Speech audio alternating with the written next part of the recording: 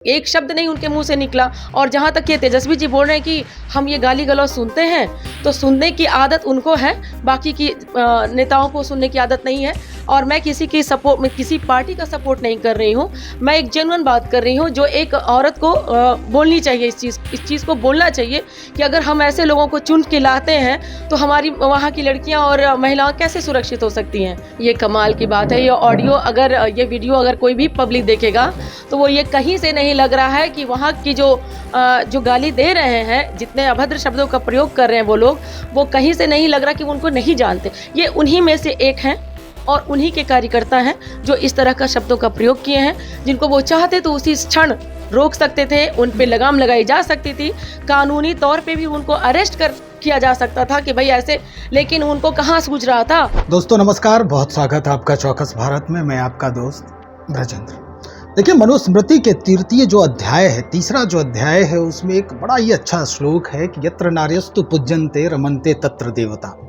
और इस श्लोक को कई लोगों ने कोट किया है, कई राजनीतिक पार्टियों ने कोट किया है, खास करके तब जब महिला के जो महिला दिवस है या कोई महिला से संबंधित बातचीत करनी होती है, तब इस कोट को जरूरी है कि उसको शामिल किया जाता है। लेकिन अचानक से किसी ऐसे राजनेता के बीच में किसी के जो कोई नारी है या कोई स्त्री है या कोई माँ बहन है, उसके नाम को लेकर अपशब्द जो है, भाषा का प्रयोग करता है और राजनेता चुप्पी साध ले, तो ये कहाँ तक लाजमी है, कहाँ तक उचित है। कई सवाल हैं इस बाबत, लेकिन इन सवालों को हम कुछ महिला नेत्री हैं उन्हीं से बातचीत करेंगे, उन्हीं से हम शेयर करेंगे और जानने का प्रयास करेंगे कि जो समाज के बीच में हो रहा है, जिस तरह से राजनेता चुप्पी साध रहे हैं, इस बाबत क्या ये उचित है। तो इस बाबत बातचीत करेंगे रालो जो मोर्चा है, राष्ट्रीय लोक मोर्चा, उसकी प्रखर नेत्री हैं और वक्ता भी हैं कुमारी सोनम, उन्हीं से आज बातचीत करेंगे। सोनम जी, क्या लगता है आपको, जिस तरह से माहौल बन रहा है, खास करके अगर कोई नेता बातचीत कर रहा है, संबोधन कर रहा है और उस बीच में किसी नेता के खिलाफ या उसके माँ या बहन के खिलाफ कोई अपशब्द बात करे, तो क्या ये महिलाओं का सम्मान है? महिलाओं का जिस तरह से सम्मान की बात मंचासीन होकर नेता करते हैं, क्या ये सच है, ये होना चाहिए? ये कतई नहीं होना चाहिए।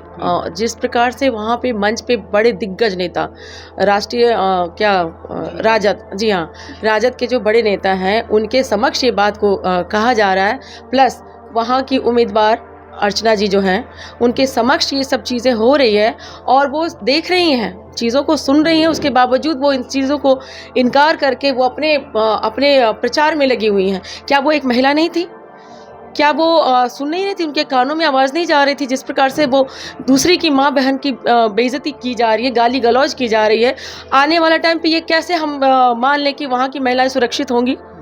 उनकी ज़िंदगी में जिस प्रकार से ये सरकार के अगर चाह रही कि वो विजयी होंगी, तो विजयी उनकी होगी, लेकिन वहाँ की जनता की हार होगी अगर ऐसे नेता को चुनते हैं तो। उनके सामने एक शब्द नहीं उनके मुंह से निकला। और जहाँ तक ये तेजस्वी जी बोल रहे हैं कि हम ये गाली गलौज सुनते हैं, तो सुनने की आदत उनको है, बाकी की नेताओं को सुनने की आदत नहीं है। और मैं किसी की सपोर्ट में किसी पार्टी का सपोर्ट नहीं कर रही हूँ। मैं एक जेन्युइन बात कर रही हूँ जो एक औरत को बोलनी चाहिए। इस चीज़ को बोलना चाहिए कि अगर हम ऐसे लोगों को चुन के लाते हैं तो हमारी वहाँ की लड़कियाँ और महिलाएं कैसे सुरक्षित हो सकती हैं। हम नहीं ऐसे नेता को हम लोग तो बिल्कुल नहीं चाहेंगे कि आए, और वहाँ की पब्लिक को खतरा है ऐसे नेता से। वहाँ जो प्रत्याशी हैं वो भी कह रही हैं कि ये विपक्षियों का काम है। उस बीच में कोई विपक्षी है एनडीए का जो इस तरह से कर रहा है और हमें बदनाम करने की कोशिश हो रही है। ये कमाल की बात है। ये ऑडियो अगर ये वीडियो अगर कोई भी पब्लिक देखेगा तो वो ये कहीं से नहीं लग रहा है कि वहाँ की जो गाली दे रहे हैं, जितने अभद्र शब्दों का प्रयोग कर रहे हैं वो लोग, वो कहीं से नहीं लग रहा कि वो उनको नहीं जानते। ये उन्हीं में से एक हैं और उन्हीं के कार्यकर्ता हैं जो इस तरह का शब्दों का प्रयोग किए हैं, जिनको वो चाहते तो उसी क्षण रोक सकते थे, उन पे लगाम लगाई जा सकती थी, कानूनी तौर पे भी उनको अरेस्ट किया जा सकता था कि भाई ऐसे, लेकिन उनको कहाँ सूझ रहा था। उनको अपने वोट का डिमांड करना है, उनको पब्लिक को रिझाना है, इस चीज़ में वो लोग लगे हुए हैं। तो ये तो भाई हम तो चाहेंगे कि ऐसे लोगों को खींच के निकाला जाए।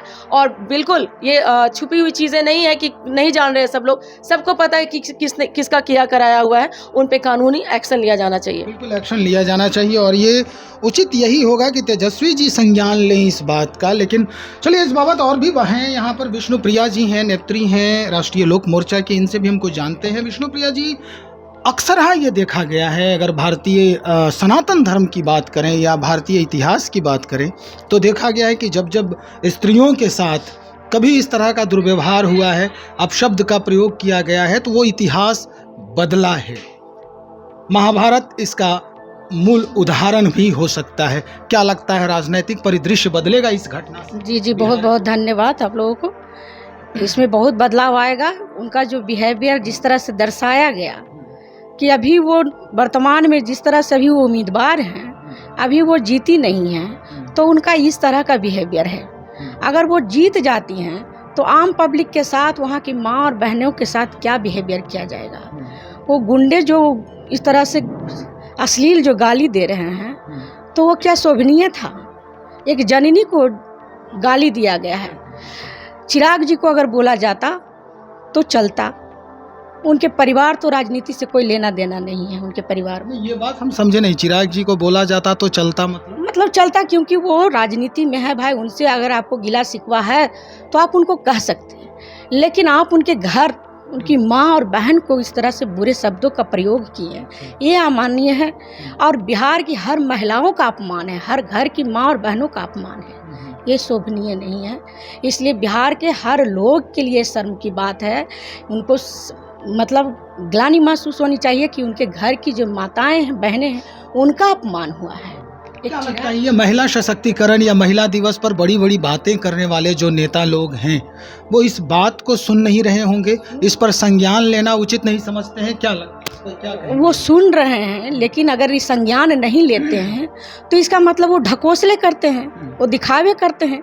वो राजनीति में ऐसे ही ऊपर से मतलब दिखावा करते हैं। अंदरूनी बात है कि कोई भी महिला को अपमान किया जाए, उसके लिए उनको कोई मतलब संकोच नहीं आता है मन में कि हाँ उसके साथ बुरा व्यवहार किया गया। बहुत शुक्रिया जानकारी देने के लिए। भाई चिराग पासवान ने इस बाबत जो है प्रेस कॉन्फ्रेंस भी किया है बाज़ाब्ता, और उसके बाद जिस तरह से उनका बयान आया था इस मसले को लेकर, इस मुद्दे को लेकर, तो निश्चित तौर पर ये माना जा सकता है कि अब जैसा कि ये लोग भी कह रहे हैं कि राजनीतिक परिदृश्य जो है वो बदलेगा, लेकिन क्या कुछ होगा, किस तरह का माहौल बनेगा, ये तो अब वहाँ लोग जैसे जैसे आगे बढ़ेंगे, कार्रवाई करेंगे, उसके बाद ही समझ से निकल सकता है, समझ में आएगा।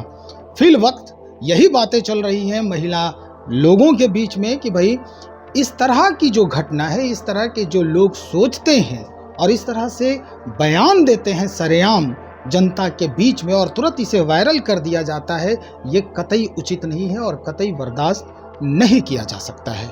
चलिए इंतज़ार रहेगा कि तेजस्वी जी किस किस पहलू पर कौन सा कदम उठाते हैं इस पूरे मसले को लेकर। बने रहिए हमारे साथ। बहुत शुक्रिया आपका।